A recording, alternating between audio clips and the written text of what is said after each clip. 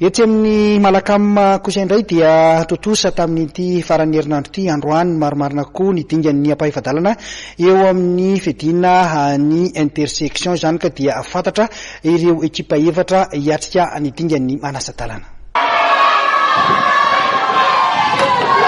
Isa 17 FTAT FT Antsanahary Amazon ireno ekipa efatra atafita hiatrika ny dingan'ny manasadalana eo amin'ny fedinany intersection izay karakarain'ny ligina Nalamanga.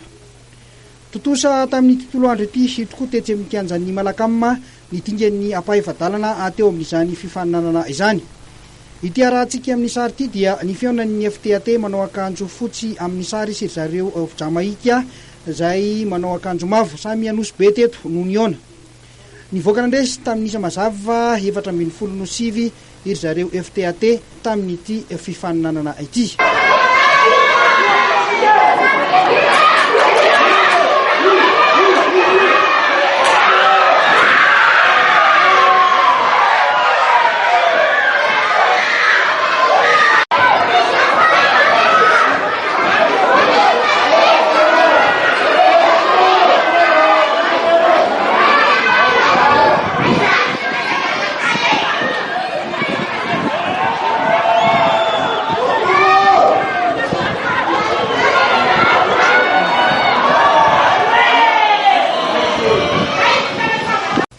Toy izao reo vokatra hafa tamin'izany.